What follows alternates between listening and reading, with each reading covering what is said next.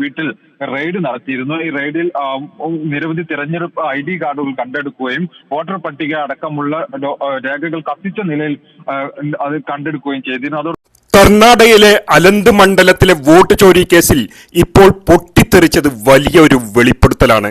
BJP നേതാക്കൾ vote ചോരിക്ക് പിന്നിലെന്ന് അന്വേഷണ സംഘം SIT വ്യക്തമാക്കിയിട്ടുണ്ട്.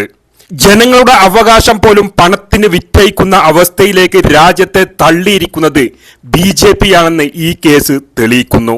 BJP മുൻ MLA സുഭാഷ് ഗുട്ടോദാർ ഉൾപ്പെടെയുള്ള പ്രമുഖർ കുറ്റവാളികളായി കണ്ടെത്തപ്പെട്ടപ്പോൾ അവർ ഇപ്പോൾ മുൻകൂർ ജാമ്യം തേടുകയും കോടതിയിൽ നിന്നും മുൻകൂർ ജാമ്യം നേടുകയും ചെയ്തിരിക്കുന്നു.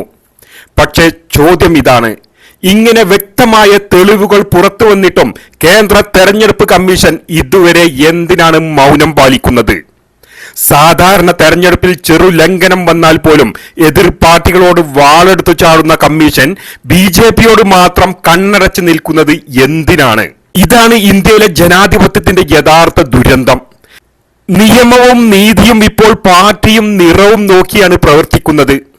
വോട്ട് ചോരി കേവലം ഒരു ആരോപണമല്ല, ഓരോ ഇന്ത്യക്കാരന്റെയും ആത്മാഭിമാനത്തിന്, ജനാധിപത്യ അവകാശത്തിന് കേവലം 80 രൂപയാണ് വിലയിട്ടിരിക്കുന്നത് രാജ്യം ഭരിക്കുന്നവർ. ജനങ്ങളുടെ വോട്ട് കൊള്ളയടിച്ചവർക്കെതിരെ ജനങ്ങൾ തന്നെയാണ് ഇപ്പോൾ വിധി പറയേണ്ടത്. ഇത് വോട്ട് ചോരി മാത്രമല്ല, ജനാധിപത്യത്തിന്റെ കൊലപാതകമാണ് നടന്നുകൊണ്ടിരിക്കുന്നത്. കർണാടകയിലെ വോട്ട് ചോരി കേസ് നിർണായക ഘട്ടത്തിലേക്ക്, അന്വേഷണം അവസാന ഘട്ടത്തിൽ എത്തി നിൽക്കെ BJP നേതാവും മണ്ഡലത്തിലെ മുൻ MLAയുമായ സുഭാഷ് ഗുട്ടോദാറും മകൻ ഹർഷ് ഗുട്ടോദാറും മുൻകൂർ ജാമ്യം എടുത്തു. ബംഗളൂരുവിലെ ജനപ്രതിനിധികൾക്കായുള്ള കോടതിയിൽ നിന്നാണ് മുൻകൂർ ജാമ്യം എടുത്ത്. സമീർ P. മുഹമ്മദ് ഉണ്ട്. സമീർ, അന്വേഷണത്തിന്റെ നിർണായക ഘട്ടത്തിൽ ഇവർക്ക് മുൻകൂർ ജാമ്യം ലഭിച്ചത് അന്വേഷണത്തെ എങ്ങനെയായിരിക്കും ബാധിക്കാൻ സാധ്യത?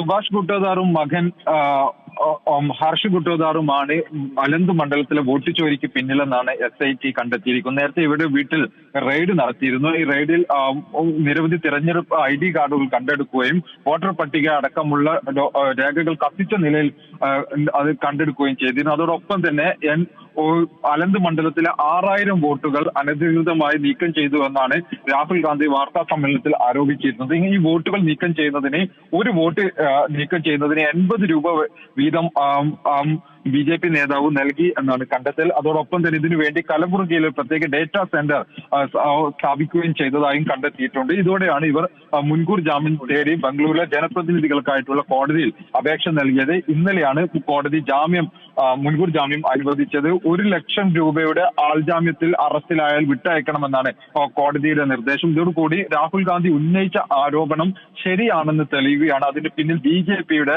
മുൻ MLAയും പ്രദേശത്തെ പ്രമുഖ നേതാവുമാണ് എന്നുള്ള നിലയിലേക്ക് കാര്യങ്ങൾ പോവുകയാണ്. വരും ദിവസങ്ങളിൽ തന്നെ ഇതിലെ അന്വേഷണ റിപ്പോർട്ട് കോടതിയിൽ സമർപ്പിക്കുമെന്നാണ് ഇപ്പോൾ SIT അറിയിച്ചിരിക്കുന്നത്.